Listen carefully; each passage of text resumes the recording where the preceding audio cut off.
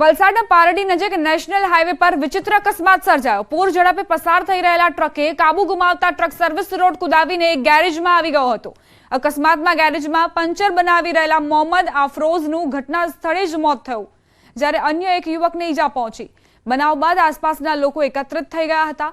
પારડી પોલીસે સ્થળ પર પહોંચી કાર્યવાહી હાથ ધરી।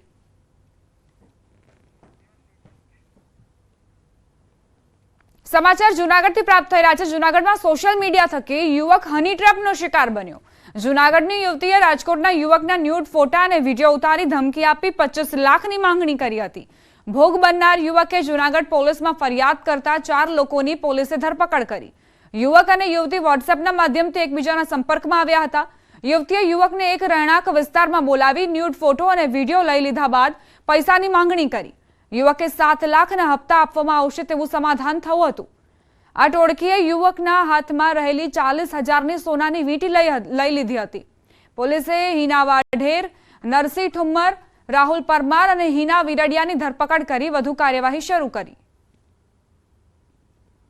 मोबाइल मित्रता बांधी वॉट्सअप चेट करेल, त्यारबाद पोताना घरे अहींया जोशीपुरा बोलावेल एवुं बानु बताई अने आ जे युवती छे हीनाबेन कांजीभाई वाढेर तेमने बंने न्यूड थयेला अने आ जे फरियादी छे तेना आ प्रकारना फोटो पाड़ी लीधेला। हवे नजर करीशुं टॉप 3 न्यूज पर। अयोध्या में भगवान ने करायो सूर्य तिलक। मोटी संख्या में उमट्या भक्तों। राम जन्मोत्सव की कराई उजवणी। राजकोट में परेश धानाणीना भाजप पर प्रहार। कहूं कांग्रेसनो बधो ककड़ाट भाजप में गयो। रूपाला संभावित प्रतिस्पर्धी।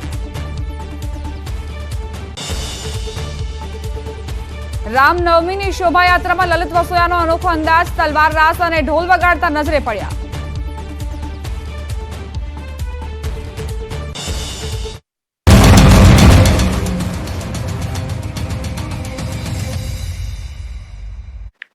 છેલ્લા એક સપ્તાહમાં અમદાવાદની સોલા સિવિલ હોસ્પિટલમાં ડેન્ગ્યુના 2 પોઝિટિવ કેસ નોંધાયા। અમદાવાદના વિવિધ વિસ્તારમાં દૂષિત પાણીના કારણે પાણીજન્ય રોગમાં પણ વધારો થયો।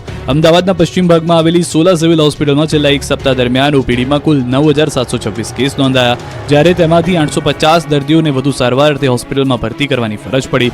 તો મચ્છરજન્ય રોગોમાં ડેન્ગ્યુના 81 સેમ્પલ લેવામાં આવ્યા, જેમાંથી 2 કેસ પોઝિટિવ આવ્યા। તદુપરાંત ચિકનગુનિયાના 9 અને મેલેરિયાના 181 શંકાસ્પદ કેસમાંથી એક પણ કેસ પોઝિટિવ આવ્યો ન હતો। આ ઉપરાંત ઝાડા ઉલટીના 4 કેસ નોંધાયા તથા વાયરલ હિપેટાઇટિસના 7 કેસ નોંધાયા। તદુપરાંત ગત સપ્તાહમાં વાયરલ ઇન્ફેક્શનના 1342 કેસ નોંધાયા હતા। ગત સપ્તાહમાં પાણીજન્ય રોગ ટાઇફોઇડના 41 કેસ નોંધાયા હતા। આ ઉપરાંત સ્વાઇન ફ્લૂના 11માંથી 5 દર્દીઓનો રિપોર્ટ પોઝિટિવ આવ્યો હતો। આ વર્ષે કેસર કેરી ખાવા મળે તો સારું। ગીરમાં કેરીના આંબા પરથી કેરીઓ ખરી રહી છે, જેથી ખેડૂતોની ચિંતા વધી ગઈ છે। આ દ્રશ્યો છે ગીર સોમનાથ જિલ્લાના ગીરમાં આવેલી આંબાવાડીના। આપ જોઈ શકો છો, દરેક આંબામાં કેરીઓ ઝૂલી રહી છે, તો અસંખ્ય કેરી આંબાની નીચે જમીન પર ખરી પડી છે। નીચે પડેલી કેરીઓ માર્કેટમાં 5 રૂપિયા કિલો પણ કોઈ લેતું નથી। બીજી તરફ આંબાવાડી રાખીને બેઠેલા ઇજારાદાર હાલ ચિંતામાં છે। આંબા પરથી કેરીઓ ખરી પડશે તો વધશે શું? હવે તો આંબાઓમાં ફૂટ ફ્લાવરિંગ પણ અટકી ગયું છે। 10 દિવસ પહેલા જે નાની કેસર કેરીના 1 કિલોના ભાવ 50 થી 60 રૂપિયા હતા, તે કેસર કેરી આજે 5 રૂપિયામાં ખેડૂતો પાસેથી વેપારી ખરીદી રહ્યા છે। ગત વર્ષની સરખામણી આ વખતે કેસર કેરી માર્કેટમાં માત્ર 40% આવે એવી સંભાવના છે। આ ઘટનાને લઈને કૃષિ વૈજ્ઞાનિકોનું કહેવું છે કે આ વર્ષે પ્રથમ તબક્કાનું ફ્લાવરિંગ આવ્યું છે, બીજા અને ત્રીજા તબક્કામાં ફ્લાવરિંગ નહીવત આવશે। રાત્રે પડતી ઝાકળ અને દિવસની ગરમીના કારણે કેરીઓ આંબા પરથી ખરી રહી છે। આમ આ વર્ષે માર્કેટમાં ઓછા પ્રમાણમાં કેસર દેખાય તો નવાઈ નહીં। રાજ્યમાં સતત 4 દિવસથી વાદળછાયું વાતાવરણ છે। ગરમીથી આંશિક રાહત છે, પણ હવે શેકાવા રહેવું પડશે તૈયાર। હવામાન વિભાગે આજથી ગુજરાતભરમાં તાપમાનનો વધારો થવાના સંકેત આપી દીધા છે। રાજકોટ મનપા દ્વારા યલો એલર્ટ જાહેર કરવામાં આવ્યું છે। તો દિવસ દરમિયાન અમદાવાદ શહેરમાં મહત્તમ તાપમાન 40 ડિગ્રી સેલ્સિયસ પહોંચે તેવી શક્યતાઓ છે। આજથી રાજ્યભરમાં અકળાવતી ગરમી પડવાની શક્યતાઓ છે।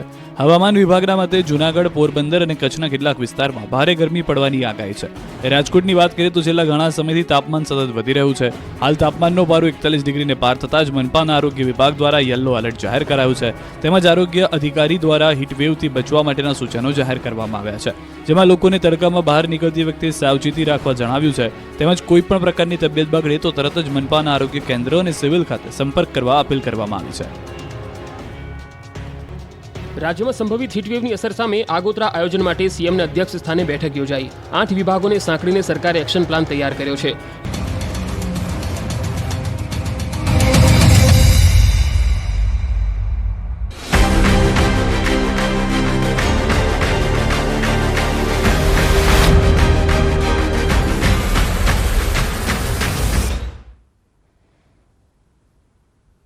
વિરામ બાદ સ્વાગત. યુનેસ્કો તરફથી જેને વર્લ્ડ હેરિટેજ સિટીનો દરજ્જો મળ્યો છે તે શહેર એટલે અમદાવાદ. સાબરમતી નદીના કાંઠે વસેલા અમદાવાદ શહેરની પૂર્વ લોકસભા બેઠક પર આ વખતે પટેલ વર્સિસ પટેલનો જંગ જામવાનો છે. સતત બીજી વાર ભાજપે હસમુખ પટેલને મેદાને ઉતાર્યા છે. ત્યારે ઐતિહાસિક શહેર અમદાવાદ પૂર્વની બેઠકનો શું છે મિજાજ અને સાંસદે કેવા કર્યા છે કામ, જુઓ અમારી વિશેષ રજૂઆત સંસદના સરવૈયામાં.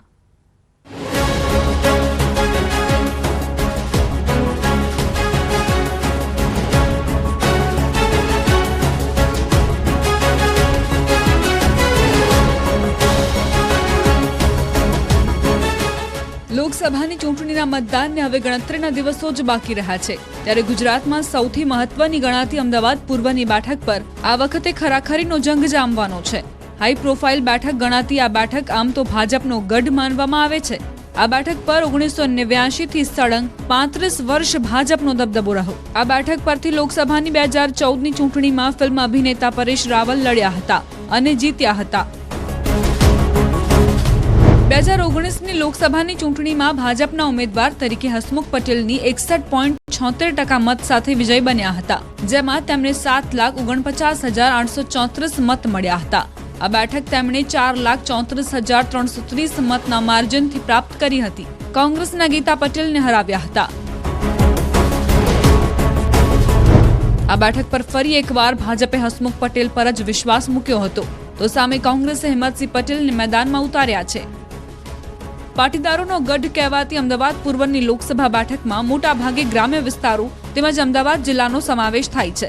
નવા સીમાંકન બાદ 2008માં અમદાવાદ શહેરમાં પૂર્વ અને પશ્ચિમ લોકસભા બેઠક અસ્તિત્વમાં આવી. 2009માં પ્રથમ વખત ચૂંટણી યોજાઈ હતી અને તેના પ્રથમ સંસદ સભ્ય ભારતીય જનતા પાર્ટીના હરીન પાઠક હતા. અહીં દેશના અનેક રાજ્યોમાંથી આવેલા લોકો વસવાટ કરે છે. આ બેઠકમાં ઉત્તર ભારતીયો તેમજ સૌરાષ્ટ્ર તથા ડાયમંડ વેપારીઓનો બહોળો વર્ગ વસે છે. એક જમાનામાં અહીં કાપડની મિલો ધમધમતી હતી અને મિલના ભૂંગળાના અવાજ સાથે દિવસની શરૂઆત થતી હતી. ત્યારે છેલ્લા 5 વર્ષથી આ બેઠક પર રાજ કરતા હસમુખ પટેલની કામગીરીથી જનતા કેટલી ખુશ છે તે જાણવાનો પ્રયાસ કર્યો. ત્યારે સાંભળો જનતાનો મિજાજ.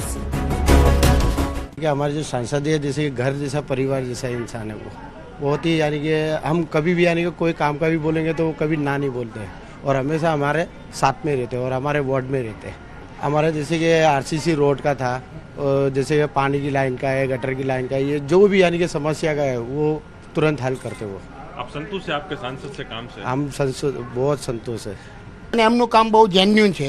આખી સંસદમાં તમે ગમે એને જઈને પૂછો તો એક જમીન ઉપર રહેવાવાળા વ્યક્તિ છે, બરાબર. અને કોઈ પણને નાના કાર્યકર્તાને એ પણ ઓળખે છે, કોઈ પણનું કામ એ કાઢી આપે છે. એટલે સંતોષ છો ને કામ?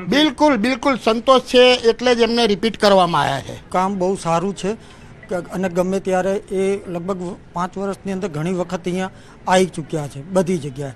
અને એમની તરફથી રોડ, રસ્તા, પુલો બધું વ્યવસ્થિત બનાવેલું છે. એમણે ગ્રાન્ટો બી સારી પાસ કરેલી છે. આપનો અનુભવ શું કે છે એની અંદર? કંઈ આપણે કામ લઈને ગયા હોય, કંઈ કામ થયું હોય એવું અનુભવ? એમને ત્યાં આપણે કામ લઈને ગયા હોય તો સંતુષ્ટ રીતે કામ કરી આપે છે. બીજી તરફ અમને કેટલાક એવા લોકો પણ મળ્યા કે જેઓનો દાવો છે કે કોઈ કામ નથી થયા. મોટાભાગના કામ પશ્ચિમ વિસ્તારમાં થાય છે. પૂર્વ વિસ્તારમાં કામ ગણીએ તો જે 100% પશ્ચિમ વિસ્તારમાં થતા હોય એના હિસાબે 10% જ પૂર્વ વિસ્તારમાં થાય છે. તમે બોપલનો બગીચો જુઓ કે ન્યૂ રાણીપનો બગીચો જુઓ અને બાપુનગરનો બગીચો જુઓ અને સરસપુરનો બગીચો જુઓ, ફરક તમને તરત દેખાઈ જશે. ત્યારે હસમુખ પટેલની સંસદમાં કામગીરીના રિપોર્ટ પર નજર કરીએ તો અમદાવાદ પૂર્વના સાંસદ હસમુખ પટેલે છેલ્લા 5 વર્ષ દરમિયાન સંસદમાં 93% હાજરી આપી, 147 સવાલ પૂછ્યા હતા, જ્યારે 20 ચર્ચામાં ભાગ લીધો હતો, 9.5 કરોડ રૂપિયાની ગ્રાન્ટ વાપરી છે.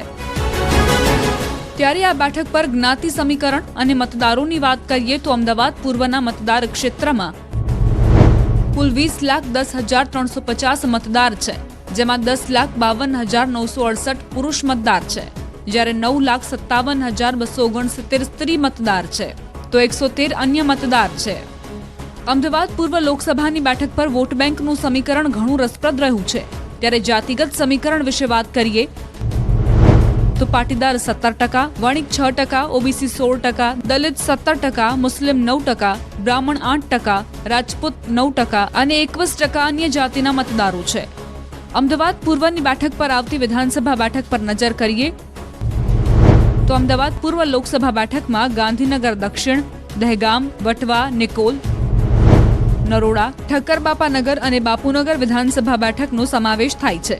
આ તમામ બેઠકો 2022ની વિધાનસભા ચૂંટણીમાં ભાજપે જીતી હતી. ત્યારે વિધાનસભાની ચૂંટણીના પરિણામ અને 5 વર્ષની કામગીરીના જોરે ફરી હસમુખ પટેલે જીતવાનો દાવો કર્યો છે. તો કોંગ્રેસના ઉમેદવાર હિંમતસિંહને વિશ્વાસ છે અમદાવાદ પૂર્વ પર પહેલીવાર પંજાનો પંચ લાગશે અને આ વખતે પણ 7 લાખ કરતાં વધુ માર્જિનથી અમારો વિજય નિશ્ચિત છે. વાત રહી વિકાસની, તો સતત મોટા મોટા કામો 12,000 કરોડના વિકાસના કામો મારા લોકસભા વિસ્તારમાં થયા છે.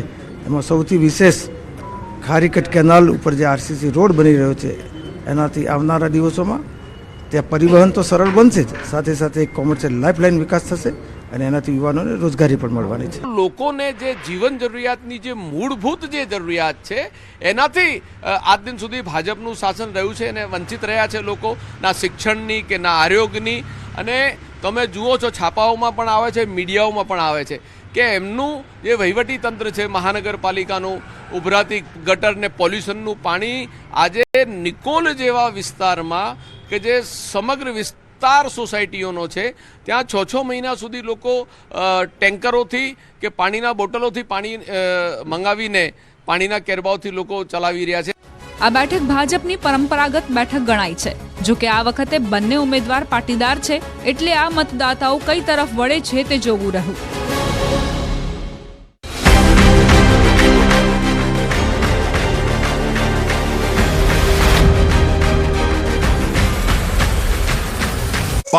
રોજ સાથે માનવ જીવન અને પશુધનની સંપૂર્ણ રક્ષા થાય તેવા અભિગમ સાથે એક્શન પ્લાનનો અમલ કરવા અંગે સીએમએ સૂચનો કર્યા. હીટવેવની પરિસ્થિતિમાં નાગરિકોએ શું કરવું અને શું ન કરવું તેવી માર્ગદર્શિકા 33 જિલ્લાના વહીવટી તંત્રને પૂરી પાડવામાં આવી છે.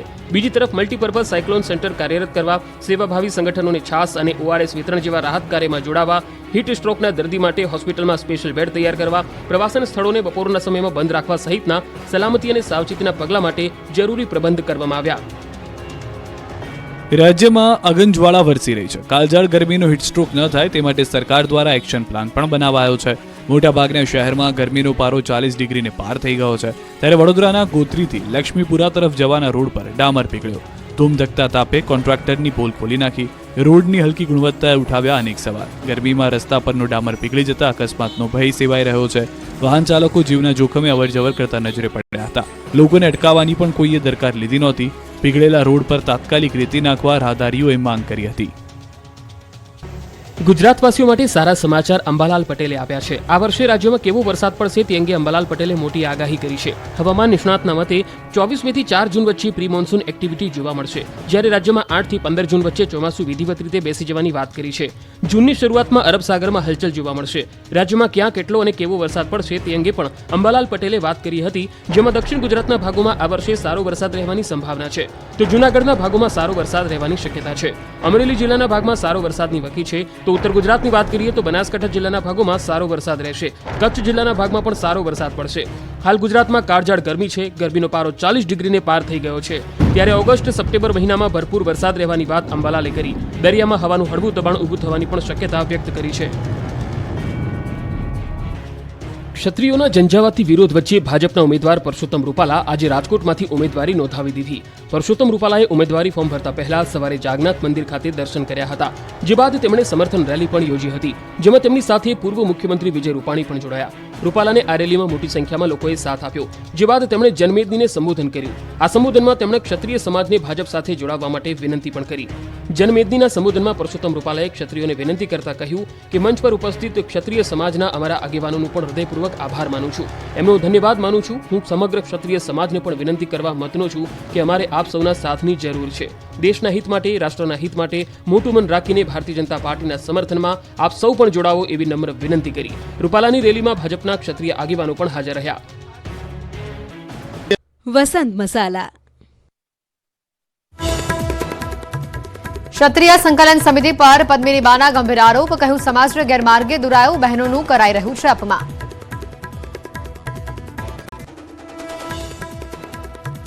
રાજકોટમાં પરેશ ધાનાણીના ભાજપ પર પ્રહાર, કહ્યું કોંગ્રેસનો બધો જ કકળાટ ભાજપમાં ગયો, રૂપાલા સંભવિત પ્રતિસ્પર્ધી.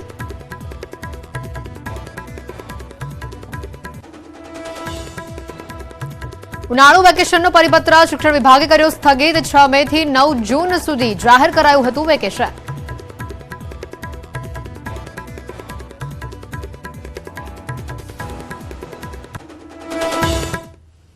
અમારી વિશેષ રજૂઆતમાં આપનું સ્વાગત છે અને હું છું આપની સાથે હેતવી. ભારતીય હવામાન વિભાગે વર્ષનું ચોમાસા માટે પહેલું પૂર્વાનુમાન જાહેર કર્યું છે અને એ છેલ્લા એક દાયકાની સૌથી મોટી આગાહી કરી દીધી છે. શું છે હવામાન વિભાગની આગાહી અને ખેડૂતો માટે કેવું રહેશે આ ચોમાસું, આવો જોઈએ.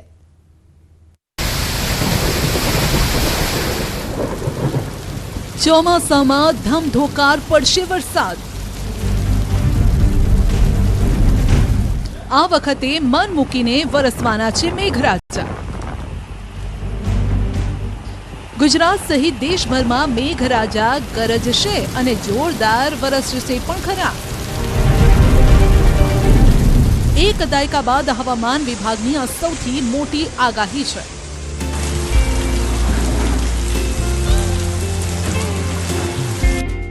આ વર્ષે ખેડૂતો માટે ઉગતો સોનાનો સૂરજ. ખેડૂતો માટે ચોમાસું જોરદાર રહે તેવું અનુમાન. ભારતીય હવામાન વિભાગે જાહેર કર્યું પહેલું પૂર્વાનુમાન. ગુજરાત સહિત દેશના 25 રાજ્યોમાં સામાન્ય કરતા પણ વધુ વરસાદ પડે તેવી શક્યતા. આખરે ખેડૂતો જેની રાહ જોઈ રહ્યા હતા તે અનુમાન સામે આવી ગયું. હવામાન વિભાગે ચોમાસાને લઈને વર્ષનું પહેલું પૂર્વાનુમાન જાહેર કર્યું છે, જે મુજબ ગુજરાત સહિત દેશભરમાં મેઘ સવારી પહોંચશે અને મેઘરાજા એવા વરસશે કે પાછું વળીને જોવાના નથી.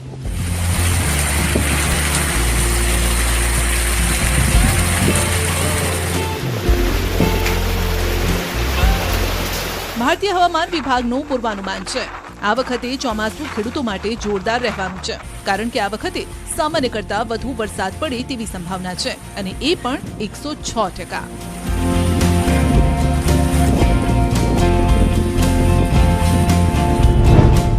હવામાનની ભાષામાં લોંગ પીરિયડ એવરેજ એટલે કે એલપીએ 105% થી 110%ની વચ્ચે હોય તો તેને સામાન્યથી વધુ માનવામાં આવે છે. છેલ્લા 10 વર્ષમાં આ પ્રથમ વખત છે જ્યારે ભારતીય હવામાન વિભાગે સામાન્યથી વધુ વરસાદની આગાહી કરી છે. સામાન્ય રીતે 1 જૂને કેરળમાં દક્ષિણ પશ્ચિમ ચોમાસાની શરૂઆત થતી હોય છે. તેના લગભગ 1.5 મહિના પહેલા હવામાન વિભાગે આ પૂર્વાનુમાન જાહેર કર્યું છે. ચોમાસામાં વરસાદની સંભાવનાઓની જો વાત કરીએ, અત્યંત વધુ વરસાદ 30%, સામાન્યથી વધુ વરસાદ 31%, સામાન્ય વરસાદ 29%, સામાન્યથી ઓછો વરસાદ 8%, દુષ્કાળની શક્યતા 2% છે. ચોમાસું કેવું રહેશે તે મેપના માધ્યમથી પણ સમજવાનો પ્રયત્ન કરીએ. ગુજરાત માટે ચોમાસામાં વરસાદની શું સંભાવના છે? સામાન્યથી ઓછો, સામાન્ય અને સામાન્યથી વધુ. આ જે કલર ઇન્ડિકેશન છે સૌથી વધારે આપ જોઈ રહ્યા છો, બ્લુ કલર અહીંયા સૌથી વધારે જોવા મળી રહ્યો છે. સામાન્યથી વધુ વરસાદ તમામ વિસ્તારોમાં થશે. જ્યાં જ્યાં આપને ઘેરો બ્લુ કલર જોવા મળી રહ્યો છે એટલે કચ્છનો થોડો પાર્ટ આવી ગયો, ઉત્તર ગુજરાતનો આવી ગયો, દક્ષિણનો અહીંયા દ્વારકા જામનગર તમામ આ વિસ્તાર છે એ આવી ગયા, એટલે સૌરાષ્ટ્રના વિસ્તારો છે. હવે સામાન્યથી વધુ વરસાદ થાય તો એવું પણ બની શકે કે અહીંયા પૂર જેવી પરિસ્થિતિનું નિર્માણ થાય, જોરદાર અહીંયા પવનો પણ ફૂંકાય, તેના કારણે ક્યાંક કદાચ ખેતીને અસર પડી શકે છે. પરંતુ અત્યારે અમે કહી રહ્યા છીએ કે ક્યાંક, એટલા માટે અત્યારથી ચિંતા કરવાની જરૂર નથી, કારણ કે હજુ આ પહેલું પૂર્વાનુમાન છે. મહત્વનું છે કે થોડા દિવસ પહેલા સ્કાયમેટે પણ પહેલું પૂર્વાનુમાન જાહેર કર્યું હતું, જેમાં તેમણે સામાન્ય વરસાદની શક્યતા વ્યક્ત કરી હતી. 9 માર્ચે ખાનગી હવામાન એજન્સી સ્કાયમેટે સામાન્ય ચોમાસાની આગાહી જાહેર કરી અને જૂનથી સપ્ટેમ્બર સુધીના 4 મહિનામાં એટલે કે 96 થી 104ની વચ્ચે વરસાદ પડવાની શક્યતા વ્યક્ત કરી છે. હવે કેવું રહેશે ચોમાસું? તો હવામાન વિભાગ કહે છે કે સામાન્યથી વધુ વરસાદ થશે. જ્યારે કે સ્કાયમેટ જે એજન્સી છે જે પૂર્વાનુમાન કરતી હોય છે, જે આપણને પરિસ્થિતિ જણાવતી હોય છે, અમે સમયાંતરે આપના સુધી એમના રિપોર્ટ્સ પણ આપતા હોઈએ છીએ. તો સ્કાયમેટ કહે છે કે સામાન્ય પરંતુ અહીંયા આપણે સામાન્ય રીતે માનતા હોઈએ છીએ તો હવામાન વિભાગનું માનતા હોઈએ છીએ, માટે સામાન્યથી વધુ વરસાદ. તો અત્યારે તો આપણે કહી શકીએ કે ભારતમાં અને ખાસ કરીને ગુજરાતમાં સામાન્યથી વધુ વરસાદ થશે. અને જે વરસાદની જે ટકાવારી સામે આવી છે એ ટકાવારી છે 106%. અને સામાન્યથી વધુ વરસાદ ઉત્તર ગુજરાત, કચ્છ અને સૌરાષ્ટ્રનો કેટલોક પટ્ટો છે, ખાસ કરીને કોસ્ટલ એરિયા, ત્યાં થવાની આ સંભાવનાઓ વધી જાય છે. ભારતીય હવામાન વિભાગે આગામી જૂન સપ્ટેમ્બર દક્ષિણ પશ્ચિમ ચોમાસાની ઋતુ દરમિયાન સામાન્યથી વધુ વરસાદની આગાહી કરી છે. ભારતીય હવામાન વિભાગના જણાવ્યા અનુસાર આ વર્ષે ભારતના સારા ચોમાસા સાથે સંકળાયેલા લા નીના સ્થિત ઓગસ્ટ સપ્ટેમ્બર સુધીમાં ભારતમાં સક્રિય થવાની સંભાવના છે. આઈએમડી દ્વારા આપવામાં આવેલી માહિતી અનુસાર ઉત્તર પશ્ચિમ, પૂર્વ અને પૂર્વોત્તર રાજ્યોના કેટલાક વિસ્તારોને બાદ કરતા દેશના મોટાભાગના ભાગોમાં સામાન્ય કરતાં વધુ વરસાદની અપેક્ષા છે. આઈએમડીએ જણાવ્યું હતું કે હાલ ચાલી રહેલી અલ નીનોની અસર નબળી પડી રહી છે, પરંતુ તે હજુય મધ્યમ કક્ષાની શ્રેણીમાં છે. તેમણે ઉમેર્યું હતું કે ચોમાસાની ઋતુના ઉત્તરાર્ધમાં લા નીનાની સ્થિતિ ઊભી થવાની ધારણા છે, જે સમગ્ર દેશમાં સામાન્ય કરતાં વધુ વરસાદ લાવી શકે છે. अभी का जो एलिनो कंडीशंस आप जो देख रहे हैं, यहाँ जो रेड कलर आपको दिखाई दे रहा है वो एलिनो कंडीशन से, ब्लू कलर जो दिखाई दे रहा है लेफ्ट हैंड साइड डायग्राम में वो लानिना कंडीशन से, जो ग्रे कलर दिखाई दे रहा है वो न्यूट्रल कंडीशन से. सो आप इसको देखते हुए आपको जानकारी होगा जैसे कि एलिनो कंडीशन धीरे धीरे और रैपिडली वीकनिंग हो रहा है और धीरे धीरे ब्लू कलर जो है वो डोमिनेट करने लग रहा है. अब by the beginning of June, जैसे मैं बोल रहा था, एलिनो कंडीशंस चला जाएगा और न्यूट्रल कंडीशंस डेवलप होगा. તો હવામાન નિષ્ણાત અંબાલાલ પટેલે પણ આ વખતે ચોમાસું સારું રહેવાની શક્યતા વ્યક્ત કરી છે. ચોમાસું સારું થવાની શક્યતા રહે, પણ ઘણા પરિબળોનો અભ્યાસ કરવો જોઈએ. દક્ષિણ ગોળાર્ધમાં પ્રવર્તતી સ્થિતિના કારણે લા નીનો તરફ ચોમાસું જતા આ વખતે ચોમાસું એક પરિબળ જોઈએ તો સારું રહેવાની શક્યતા રહેશે. પછી હિંદ મહાસાગર ગરમ રહેવાની શક્યતા રહેશે. ગુજરાતમાં ક્યારે ચોમાસું પહોંચી જશે તેની પણ હવામાન નિષ્ણાત અંબાલાલ પટેલે આગાહી કરી છે. હાલ ઈસ્ટ ગરમી પડી રહી છે અને ક્યારેક ક્યારેક વાદળો આવી જાય છે, એટલે શરૂઆતનું જે ચોમાસું જે છે એ લગભગ 24 મેથી 4 જૂન વચ્ચે અકળાવનારી ગરમી પછી જે પ્રી મોન્સૂન એક્ટિવિટી શરૂ થાય ત્યારથી 8 થી 14 કે 15 જૂન વચ્ચે રાજ્યના ભાગમાં ચોમાસું આવી જવાની શક્યતા રહેશે. જો કે ચોમાસા પહેલા પ્રી મોન્સૂન એક્ટિવિટીના ભાગરૂપે મેઘરાજા ગુજરાતને ધમરોળશે.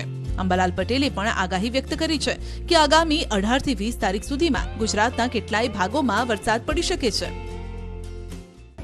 તારીખ 18 થી 20માં અરબ સાગરના ભેજ, બંગાળ ઉપસાગરનો ભેજ અને વેસ્ટર્ન ડિસ્ટર્બન્સના કારણે, સાયક્લોનિક સર્ક્યુલેશનના કારણે પ્રી મોન્સૂન એક્ટિવિટી થવાની શક્યતા રહેશે, જેમાં કચ્છના ભાગોમાં પ્રી મોન્સૂન એક્ટિવિટી વધુ રહેશે. ઉપરાંત ઉત્તર ગુજરાતના ભાગોમાં અને મધ્ય ગુજરાતના ભાગોમાં પણ પ્રી મોન્સૂન એક્ટિવિટી થવાની શક્યતા રહેશે. તો વરસાદની સાથે કુદરત ગરમીનો ડોઝ પણ આપી રહી છે. હવામાન વિભાગનું કહેવું છે કે આગામી 2 દિવસ ગરમી પડશે. સૌરાષ્ટ્ર દરિયાકાંઠાના વિસ્તારોમાં ગરમ પવન ફૂંકાવાની શક્યતા છે. પોરબંદર, જૂનાગઢમાં ગરમીનું પ્રમાણ વધુ રહેશે. ઉપરાંત